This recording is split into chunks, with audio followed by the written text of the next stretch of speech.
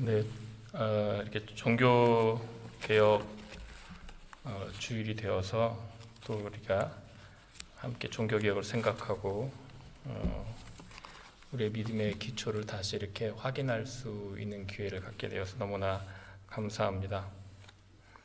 네, 또 이렇게 항상 북버탈 교회 저희 오고 나면 항상 들려서 전에 계셨던 나기 목사님 계실 때도 와서 인사드리고, 또 저희 아이도 여기 이제 또 얼마간 출석을 했었죠. 그래서 이제 항상 이렇게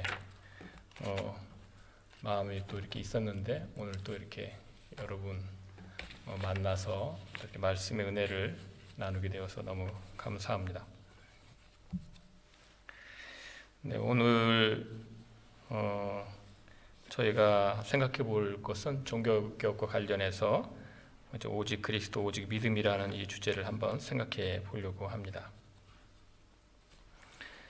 네, 오늘 저희가 목사님께서 읽어주셨던 이 말씀 보시면 사람이 의롭게 되는 것은 율법의 행위에서 난 것이 아니요 오직 예수 그리스도를 믿음으로 말미암는 줄 아는 고로 우리도 그리스도 예수를 믿나니 이는 우리가 율법의 행위에서 아니고 그리스도를 믿음으로써 의롭다함을 얻으려 함이라. 율법의 행위로서는 의롭다함을 얻을 육체가 없느니라. 이렇게 말씀을 해주십니다. 그래서 이 말씀은 이제 이신칭의라고 하죠. 그러니까 오직 믿음으로 의롭다함을 받는다라는 것을 정확하게 알려주는 말씀입니다. 그래서 오늘 우리가 이 오직 그리스도 오직 믿음을 생각해 보면서 우리가 이 오직 그리스도의 때문에, 예수 그리스도 때문에 우리가 구원을 얻고 참 믿음으로써 우리가 구원 얻는다. 이것이 무슨 의미인지 다 잘 아시겠지만 다시 한번 확인하는 시간을 가지려고 합니다. 먼저 우리가 확인할 것은 예수님께서 하신 일에 대해서 한번 생각해 보려고 합니다.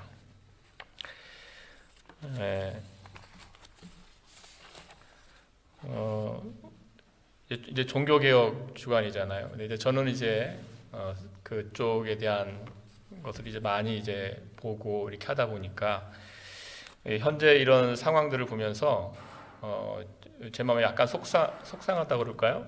좀 이제 어떤 그러니까 종교개혁이 이때만 되면 제 마음에 걸리는 게 있습니다. 이게 무엇이냐면 이제 제가 시작하기 전에 잠깐 목사에게 여쭸는데 성찬할 때 어떤 떡을 사용하시냐 이렇게 여쭸어요. 그랬더니 이제 웨이퍼 사용하신다고 이렇게 말씀하시더라고요. 그래서 이제 한국 교회도 예전에는 이렇게 빵을 사용했어요. 그러니까 빵 이렇게 잘라서 이렇게 사용했었는데 갑자기 제가 이제 유학 마치고 들어가니까 많은 교회에서 이 독일에서는 오블라시라고 하죠. 그 웨이퍼를 사용하는 거예요. 동그랗고 하얀 그 납작한 걸 사용하더라고요. 근데 제가 이제 그런데 이때 이 시기가 되면 제 마음이 이제 그런 게 사실 이걸 바꾸려고, 그러니까 빵 사용으로 바꾸는 게 굉장히 오래 걸려서 이제 말하자면 얻어낸 거였거든요. 이제 빵을 왜 사용하냐면 빵은 그러니까 예수님 몸이 찢기셨다. 와 빵이 뗀다. 우리가 성경에 뗀다라고 했잖아요. 성경에서 떡을 뗀다와 몸이 찢긴다와 같은 말입니다. 브로켄이라는 독일어로. 그러니까 이제 이 성찬에서 이 빵을 이렇게 떼는 게 있는 거죠. 아, 몸이 우리를 위하여 예수님 몸이 찢기셨구나. 이걸 상징하죠.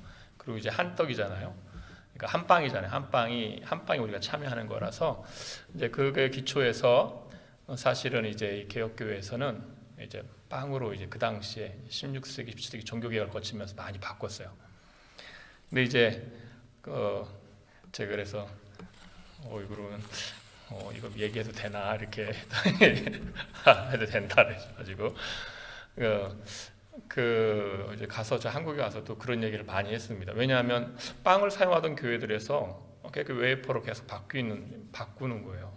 그러니까 제가 그래서 이것은 우리가 많은 노력을 해서 정말 어떤 종교개혁 운동을 해서 바꾼 건데 다시 이렇게 돌아가면 안 되겠다 싶어서 제가 이제 종교개혁 주관이 되면 이런 말씀을 이제 자주 드립니다. 종교개혁은 화채설을 거절했죠.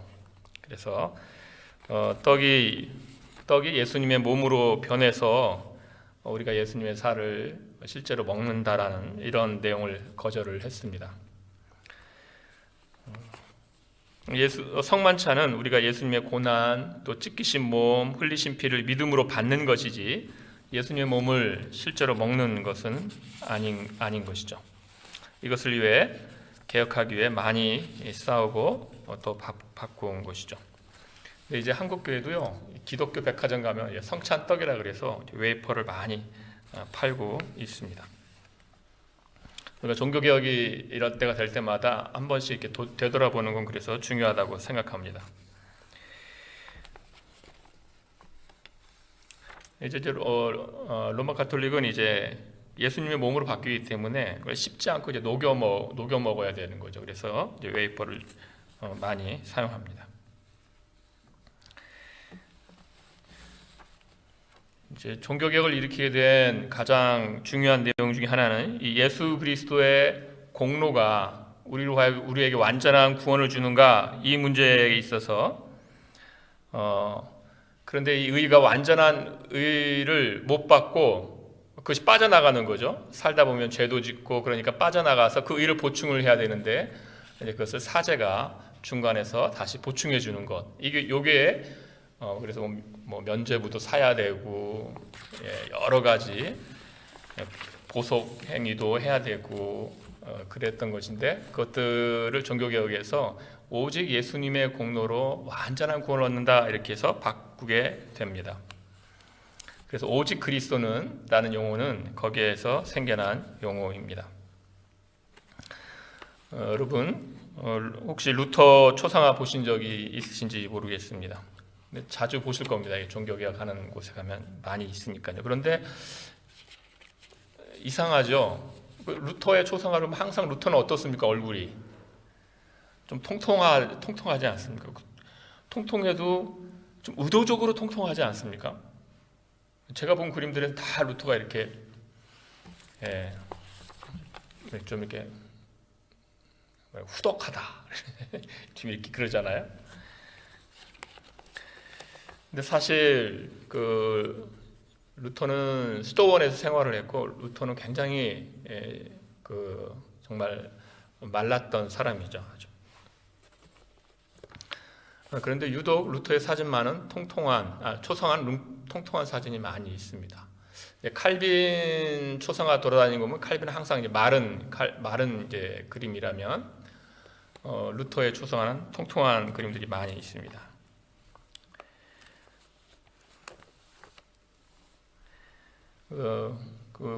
왜 그랬는가? 그게 의도적이라고 그러더라고요. 그러니까 왜 그랬는가? 루터는 이제 수도원 생활을 하면서 그 이제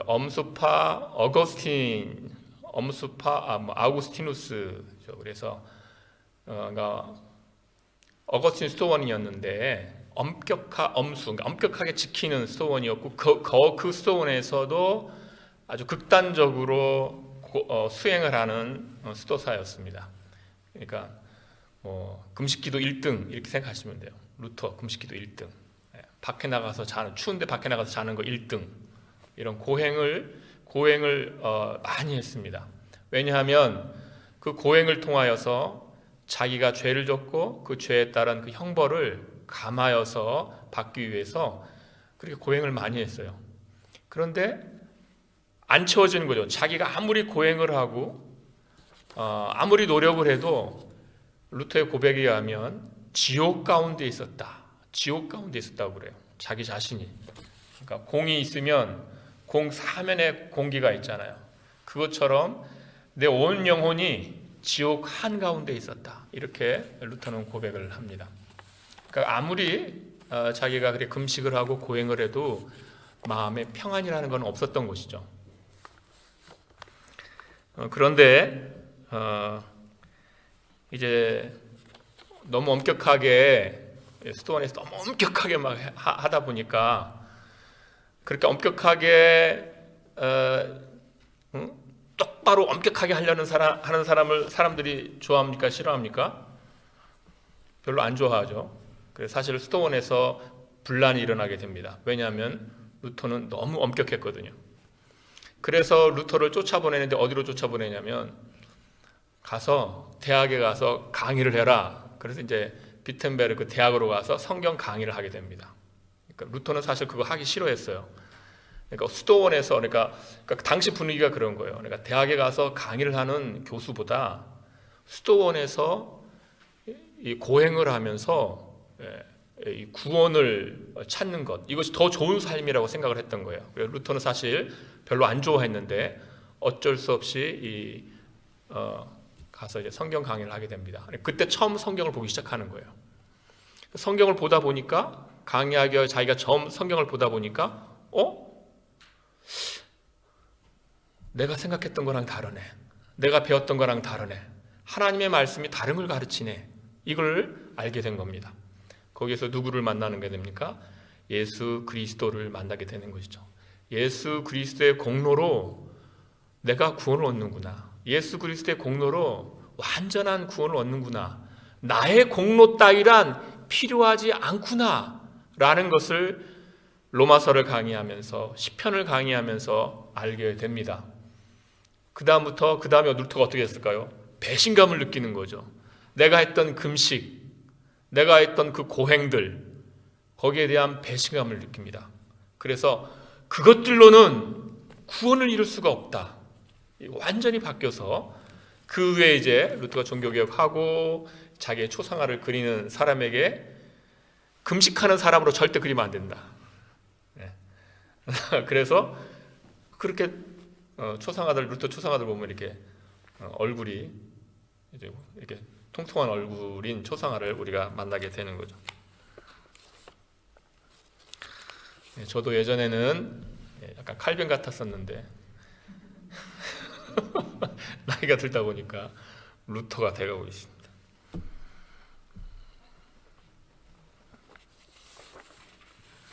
루터의 그 얼굴이 보여주는 바는 자신의 공로는 다 버리고 그리스도 안에서 정말 그 안식한 그런 얼굴입니다. 고린도 전서 2장 2절에 있는 말씀대로 내가 너희 중에서 예수 그리스도와 그가 십자가에 못 박히신 것 외에는 아무것도 알지 아니하기로 작정하였음이라 한 것처럼 정말 예수 그리스도와 그의 십자가에 못 박히신 것만 아는 그런 삶을 루터가 살았던 것입니다. 우리가 그런데 루터 이전으로 돌아가면 안 되겠죠.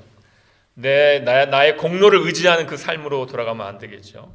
예수 그리스도의 공로만 의지하는 삶 우리가 생각해야 합니다. 근데 사실은 이제 신학 이렇게 보면 정말 그것을 감당하지 못하는 것 같아요. 사람들이 예수님의 공로로만 구원을 얻는다.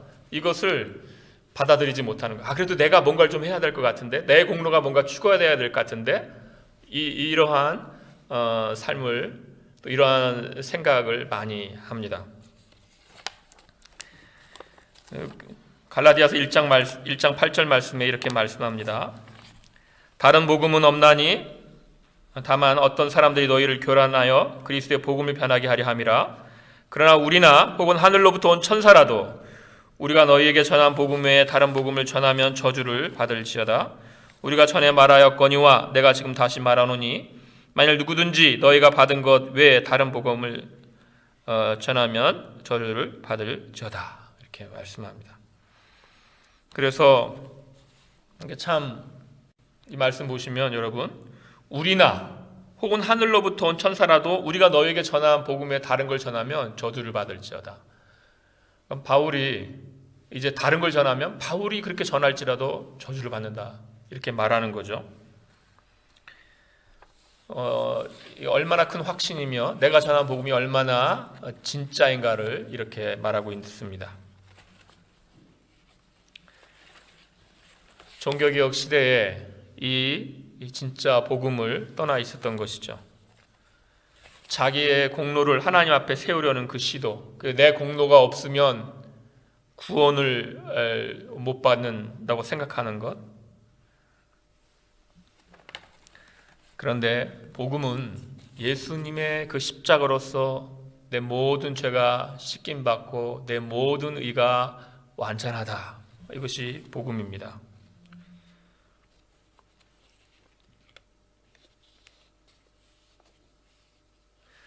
사람들은 그러나 이것을 잘 받아들이지 못해서 예수님이 죄는 씻으시고 그 다음에는 내가 해결해야지, 또는 예수님을 믿는 것만으로 뭔가 부족하고 내가 그래도 거기에다 뭔가를 추가해야 되지, 이렇게 많이들 생각을 합니다. 그래서 예수님을 믿는다고 다 완벽한 것이 아니라 예수님을 믿었지만 내가 그래도 죄를 지니까 하나님께 벌을 받을 것인데 이거 피할 길을 내가 마련해야지. 어떻게 피할까? 그래서 고행이 있고 금식이 있고 자기 학대가 있고 그렇게 된 겁니다. 그러나 복음은 그런 것이 아닙니다. 인간은 아무것도 할 수가 없습니다.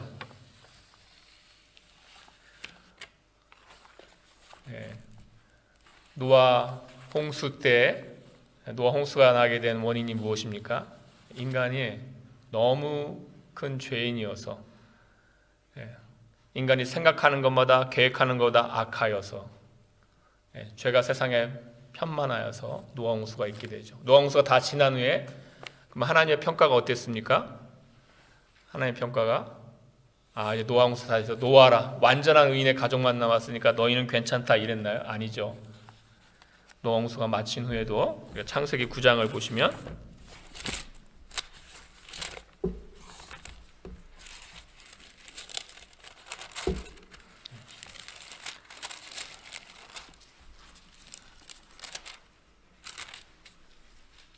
창세기 8장 21절에 보시면, 창세기 8장 21절, 여호와께서 그 향기를 받으시고 그 중심에 이르시되 내가 다시는 사람으로 말미암아 땅을 저주하지 아니하리니 이는 사람의 마음이 계획하는 바가 어려서부터 악함이라.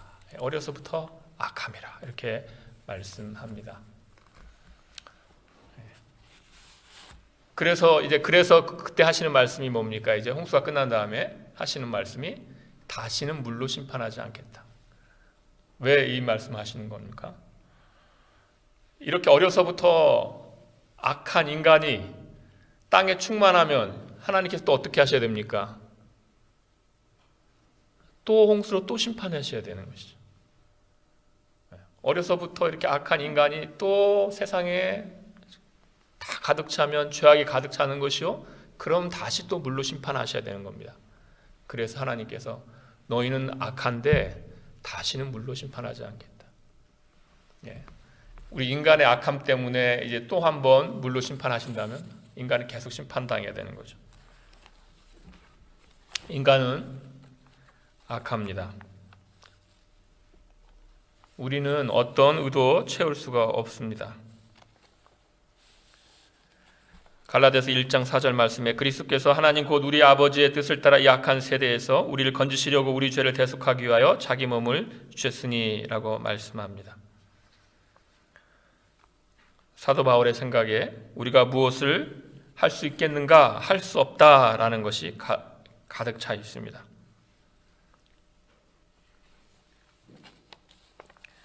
사도 바울의 마음에는 예수님의 십자가로 가득 차 있습니다. 나의 의는 아무것도 없고 예수님께서 나의 죄를 위하여 고난당하시고 죽으셨다, 나의 구주가 되셨다라는 마음으로 가득 차여 있습니다.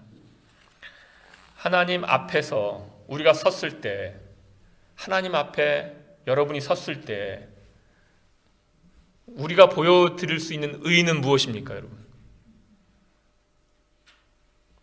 하나님 앞에 섰습니다, 여러분이. 하나님 앞에 여러분이 무엇을 보여드리겠습니까? 내가 그래도 조금 노력을 했는데요, 이거 보여드리겠습니까? 무엇을 보여드리겠습니까? 예수님의 십자가입니다. 예수님입니다. 예수님의 십자가를 하나님 앞에 보여드리는 것입니다. 하나님께 우리가 무엇을 가져갈 것인가? 예수님의 십자가를 가져가야 되는 것입니다.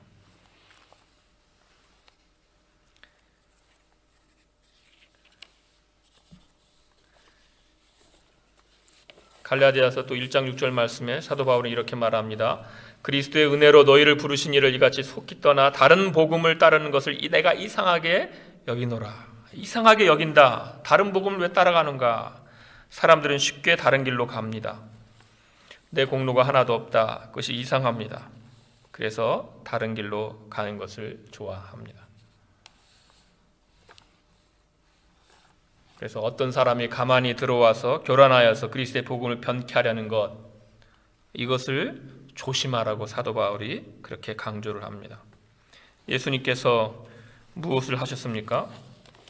빌립보서 2장 6절 말씀에서 이렇게 말씀합니다. 그는 근본 하나님의 본체시나 하나님과 동등됨을 취할 것으로 여기지 아니하시고 오히려 자기를 비워 종의 형체를 가지사 사람들과 같이 되셨고 사람의 모양으로 나타나서 자기를 낮추시고 죽기까지 복종하셨으니 그 십자가에 죽으심이라. 이러므로 하나님이 그를 지극히 높여 모든 이름 위에 뛰어난 이름을 주사라고 말씀하십니다.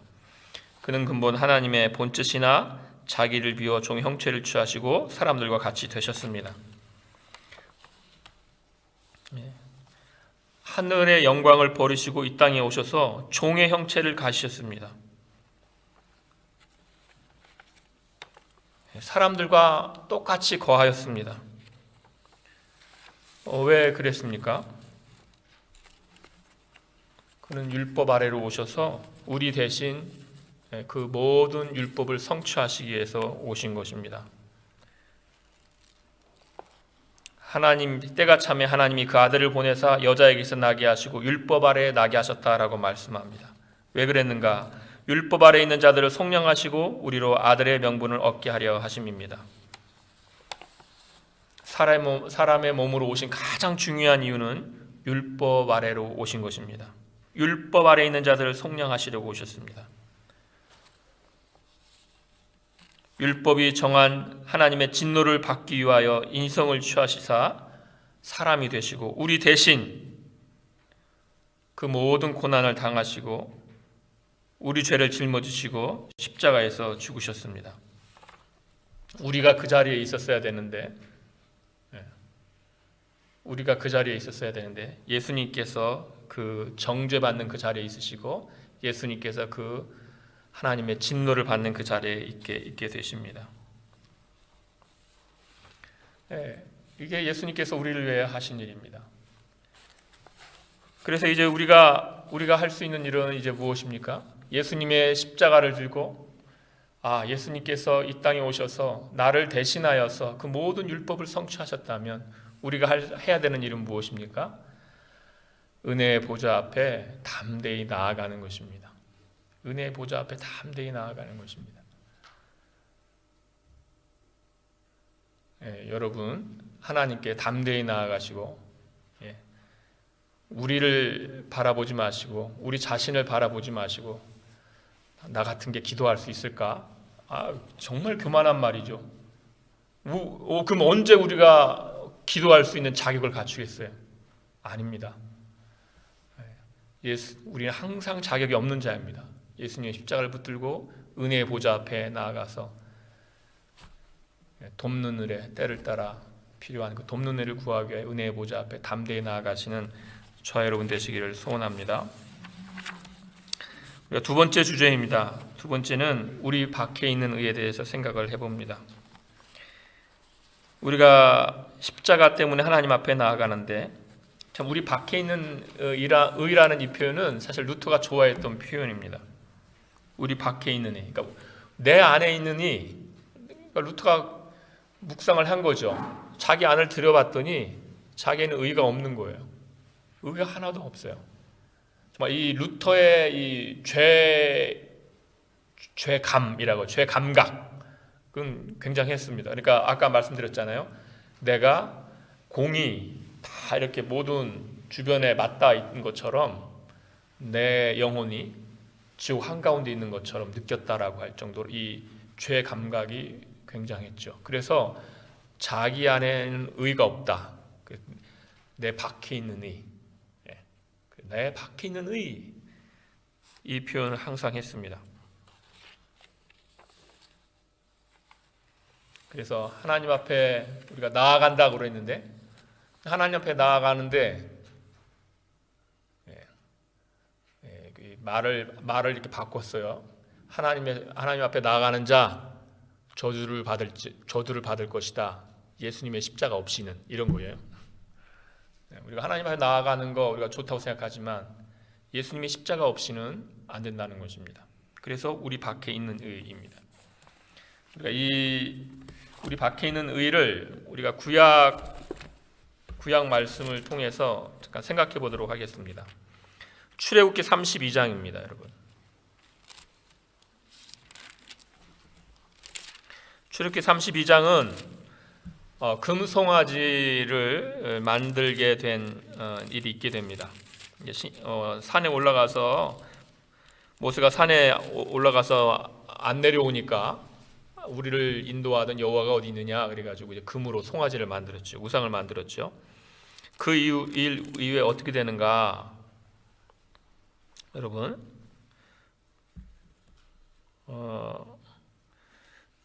그 일 이후에 이 백성들이 큰 죄를 범하고 나서 어떤 일이 있게 되는가 하면 이제 모세가 중보자의 역할을 하게 됩니다. 그래서 32장 32절 말씀 보시면 출애굽기 32장 32절 말씀 이렇게 중보를 하죠. 그러나 이제 그들의 죄를 사하시옵소서. 그렇지 아니하시오면 원하건대 주께서 기록하신 책에서 내 이름을 지워버려 주옵소서. 이렇게 중보자의 그림자의 역할을 하는 중보자죠. 근데 이제 예수님과 같은 그런 중보자는 아니지만 그 그림자로의 모습을 보여주죠. 그래서 생명책에서 내 이름을 지워버리시고 그들의 죄를 사해달라고 합니다. 그런데 하나님께서 이렇게 말씀하십니다. 33장 3절입니다. 33장 3절 우리 혹시 찾으신 분들은 같이 한번 읽어볼까요? 출애굽기 33장 3절 같이 읽습니다. 시작. 너희를 적과 꿀이 흐르는 땅에 이르게 하려니와 나는 너희와 함께 올라가지 아니하리니 너희는 목이 곧은 백성인즉 내가 길에서 너희를 진멸할까 염려함이니라 하시니. 이 말씀이 여러분 우리가 생각을 해봐야 되는 말씀입니다. 그러니까 모세가 중보를 하니까 하나님께서 그래 그러면 너희들을 가라 갈 수 있다. 그러나 어떻게 합니까? 나는 함께 하지 않는다. 난 너희들과 함께 하지 않는다라는 말씀하세요. 왜 함께 하지 않습니까? 함께 하면 어떻게 됩니까? 하나님께서 함께 하시면 하나님께서 이스라엘 백성과 함께 하면 어떻게 됩니까? 너희를 진멸할까 하노라. 진멸할까 하노라. 그러니까 지금 이스라엘 백성은 우상을 만들고 하나님 정말 모욕한 것이죠. 그런데 하나님께서 지금 그들과 함께한다. 자, 그들과 함께한다는 의미는 어떤 걸 의미한다는 겁니까? 하나님께서 그들과 함께한다는 의미는 거룩하신 하나님이 이들과 함께한다는 것은 어떤 걸 의미합니까? 진멸하셔야 되는 겁니다. 하나님은 거룩하신 하나님께서 지금 이 상태로서 이스라엘과 함께한다는 것은 이스라엘을 진멸할 수밖에 없다는 것입니다. 그래서 이 34장에 아주 특별한 말씀이 나오는데 7절입니다. 7절 33장 7절을 보면 모세가 항상 장막을 취하여 진 밖에 쳐서 진과 멀리 떠나게 하고 회막이라 이름하니 여호와를 앙무하는 자는 다 진 바깥 회막으로 나아가며예요. 그러니까 하나님께서 진 안에 함께 하시면 그들을 진멸하실 수밖에 없으니 하나님께서는 이스라엘 백성 그 안에선 하나님께서 만나주시지 않는 거예요. 어디서 만나십니까? 밖에서 만나시는 거예요. 밖에서. 그래서 진이 있는데 멀리 떠나가게 해서 회막 미팅 텐트예요. 그러니까 만나는 그런 장막을 만들어서 회막이라 이름을 합니다. 그러니까 지금 하나님을 만나는데 얼마나 불행한 일입니까? 하나님을 만나는데 이스라엘 거기에서는 못 만나는 거예요. 왜요? 만나면 하나님께서 어떻게 하신다고 그러셨어요?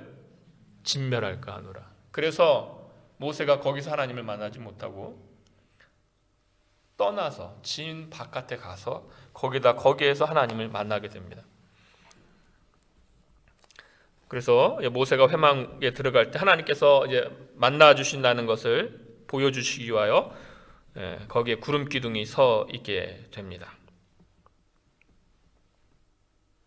11절에 사람이 자기의 친구와 이야기함 같이 여호와께서는 모세와 대면하여 말씀하시며 모세는 진으로 돌아오나 눈의 아들 젊은 수종자 여호와는 회막을 떠나지 아니하니라 그랬습니다. 그래서 하나님께서 거기서 만나서 모세와 대면하여 말씀하십니다. 진 밖에서예요. 진 밖에서.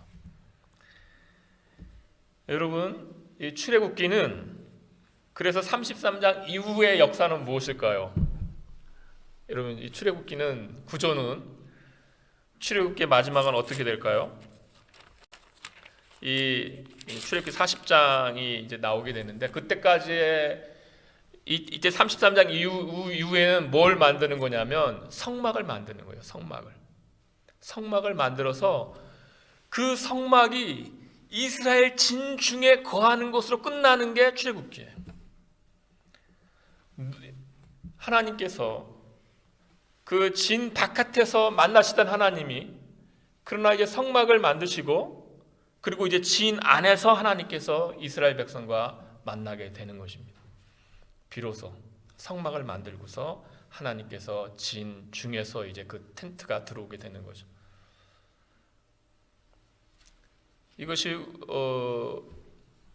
우리에게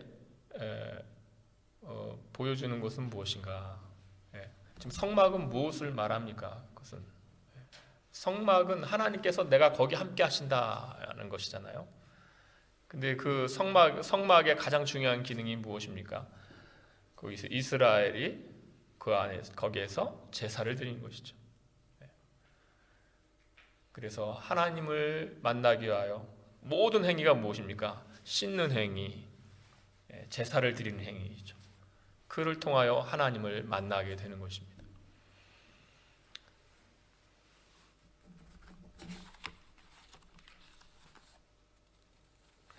하나님께서는 이스라엘의 범죄 때문에 그들과 더 이상 함께하지 않겠다고 하셨습니다. 하나님은 거룩하시고 하나님께서 나는 거룩하고 너희는 죄인인데 내가 너희들과 함께 하고 싶지만 그러나 함께하면 너희를 진멸할 수밖에 없다. 난 너희들과 함께할 수 없겠다. 그래서 하나님께서 그러나 함께 하시기 위하여 만든 것이 무엇입니까? 성막이고 제사입니다. 모세는 진 밖에서 거기서 하나님을 만났습니다. 죄인이 어디서 이 의로우신 하나님을 만날 수 있습니까? 하나님은 죄인들의 무리를 떠나서 진영 밖에서 모세를 만나셨습니다. 우리가 어디서 하나님을 만날 수 있습니까? 우리는 죄인입니다. 우리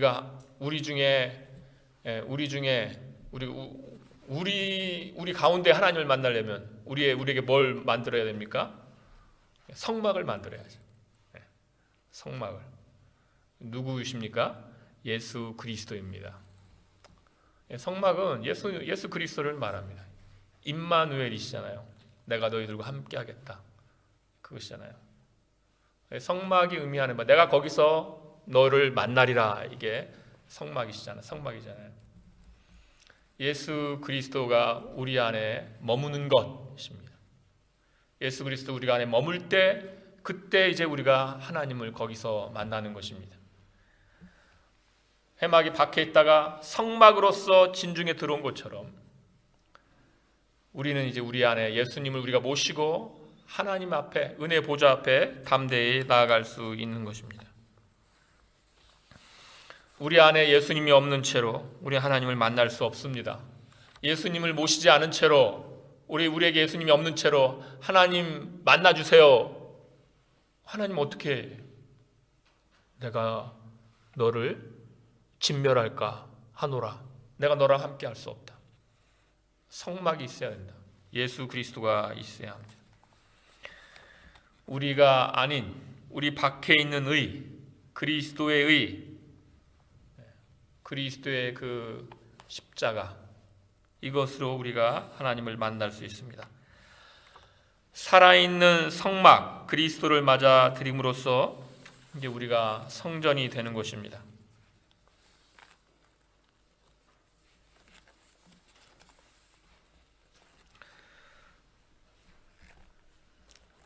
우리 밖에서, 그러나 그리스도 안에서,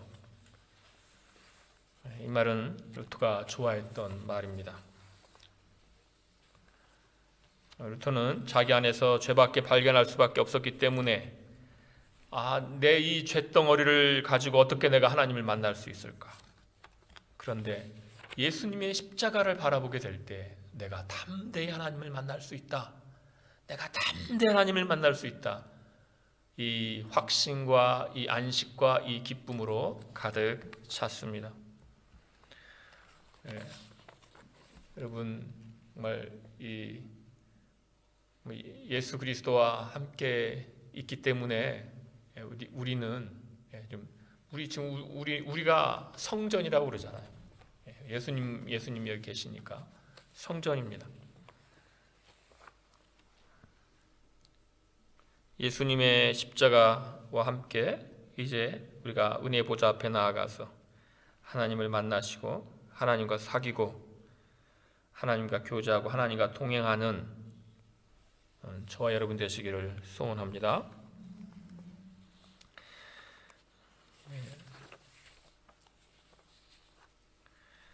마지막 이제 세 번째로 믿음으로 그리스도의 의를 취하는 것을 우리가 생각해 보겠습니다. 예수님께서 잡히시기 전에 제자들의 발을 씻어 주셨습니다. 한 명씩 발을 씻어 주시다가 시몬 베드로 앞에 섰습니다. 그때 베드로가 말합니다. 제 발 절대 씻지 못합니다. 어떻게 제 발을 이 더러운 발을 씻으려고 합니까? 예수님께서 이렇게 말씀하십니다. 내가 너를 씻어주지 아니하면 내가 나와 상관이 없느니라. 그럼 베드로가 그 말을 듣자마자 주님, 내 발뿐만이 아니라 손과 머리도 씻어 주시옵소서. 정말 내가 나와 상관이 없느니라. 근데 이 없다는 이 표현이 굉장히 강조되어 있더라고요. 너랑 나랑 영원히 상관이 없느니라. 말의 그 구도가 그렇습니다. 나랑 너랑은 영원히 상관이 없다. 이거 굉장히 무서운 말씀이신 거예요. 너랑 나랑 영원히 상관이 없다. 예수님과 상관없는 자가 되는 거 정말 무서운 일이 되는 겁니다. 그래서 예수님과 영원히 상관이 없는 자가 되는 거 정말 무서운 일이 됩니다. 소름 끼치는 일입니다. 세상에서 가장 무서운 일, 세상에서 가장 끔찍한 일은 예수님과 영원히 상관이 없는 자가 되는 겁니다. 나를 사랑하신 주님, 나를 구원하신 주님, 나를 구원하시기 위하여 하늘 영광을 버리시고 이 땅에 오셔서 그 모든 고난을 당하시고 나를 대신하여 내 죄를 짊어지시고 십자가에서 죽으신 그 주님, 그 주님이 나랑 상관이 없다 생각하기도 싫은 것입니다. 그러면 우리가 어떻게 이 예수님과 상관 있는 자가 되는 겁니까? 예수님과 예수님의 그 모든 공로가 우리랑 상관 있기 위해서는 바로 믿음으로 예수님을 믿어야 하는 것입니다. 마태복음 13장에서 이 천국 비유가 나오는데 거기에서 천국은 마치 밭에 감추인 부화와 같으니 사람이 이를 발견한 후 숨겨두고 기뻐하며 돌아가서 자기의 소유를 다 팔아서 그 밭을 산다고 그랬습니다. 부화를 발견했으면 그 소유로 삼아야 됩니다. 다 팔아서 그걸 소유로 삼아야 됩니다. 어떻게 합니까? 믿는 것입니다. 믿는 것입니다. 어떻게 믿게 됩니까?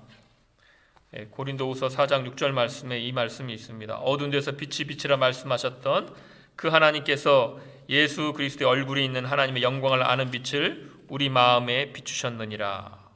하나님께서 우리 마음에 비추셔서 우리가 믿게 됩니다. 성경 말씀 계속 그렇게 나오죠. 요한복음 3장 5절에도 예수께서 대답하시되 진실로 진실로 내게 이르노니 사람이 물과 성령으로 나지 아니하면 하나님의 나라에 들어갈 수 없느니라. 성령으로 거듭나야지 하나님의 나라에 들어간다. 하나님께로부터 온 영을 받아야지 그 다음에 믿을 수 있다라는 것입니다. 그것이 하나님의 선물입니다. 하나님의 선물입니다. 우리가 믿음으로 예수님을 맞이하고 받아들이고 할 때 이 믿음은 살아있는 믿음이라 이렇게 말합니다. 살아있는 믿음이라.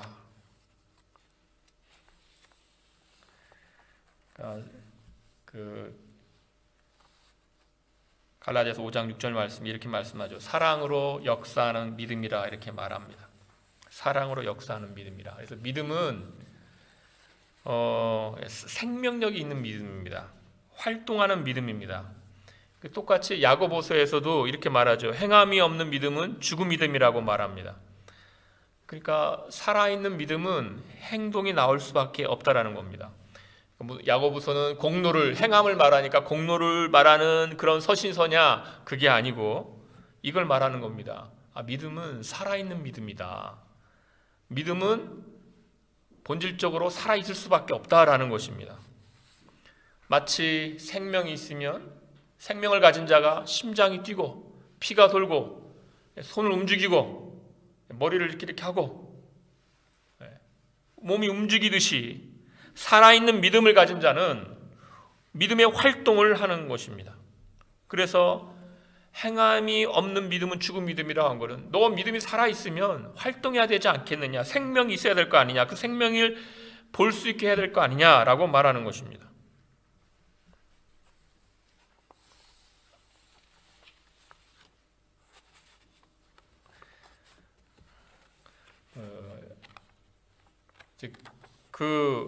그런 분들이 계세요. 그러니까 지금 이 이신칭의 교리가 뭔가 부족하다. 왜 부족하냐? 한국 교회를 봐라. 이신칭이만 붙들고 있다 보니까 이렇게 교회가 참 모범적이지 못한 이런 모습을 많이 보이지 않느냐 이러면서 한국 교회의 이런 윤리를 지적하면서 이신칭의를 오직 믿음으로 얻는 의를 포기해야 된다. 이런 말씀들을 하시는 분들이 계세요. 거기다 행위를 좀 추가해야 되는 거 아니냐.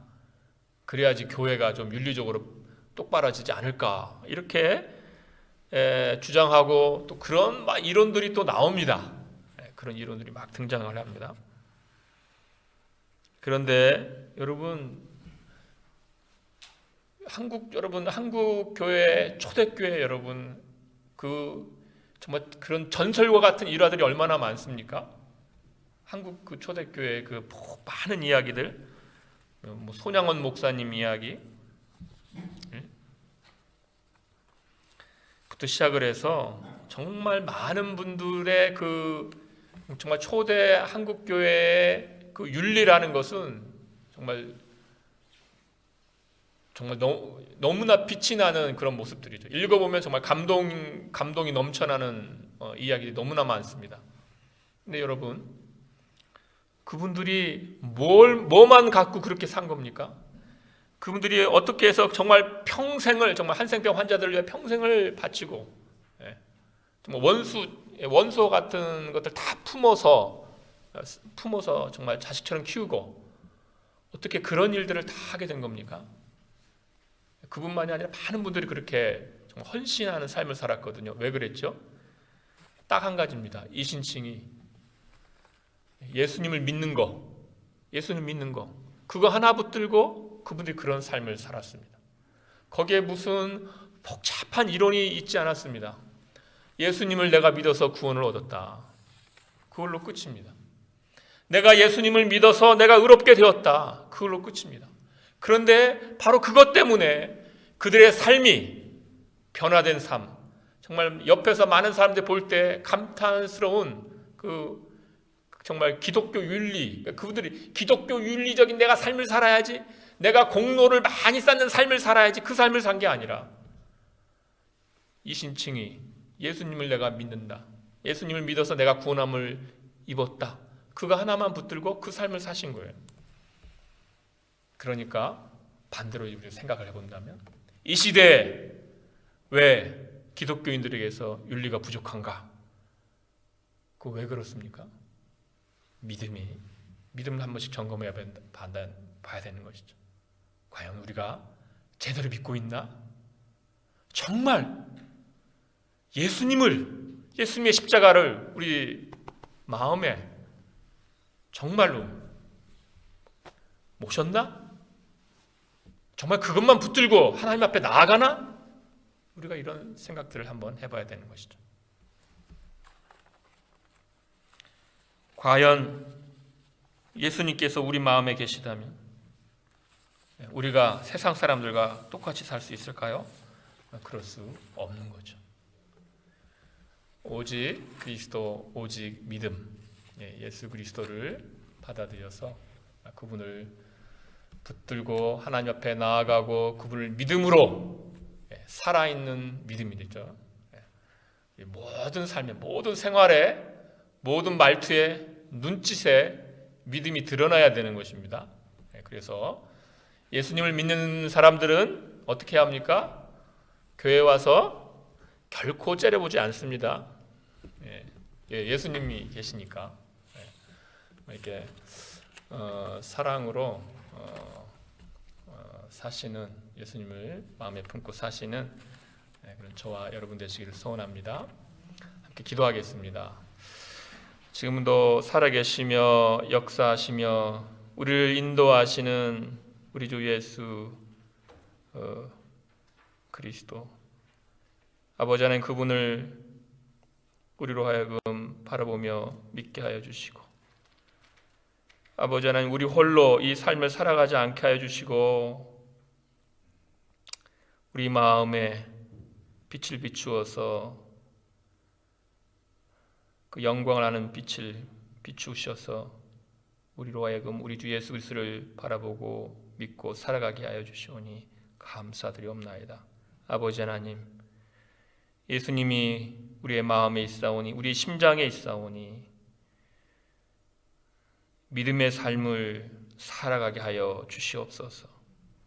아버지 하나님, 세상이 변하고 세상이 도전하나 그러나 오직 예수님의 십자가를 붙들고 나아가는 자요 사는 자 되게 하여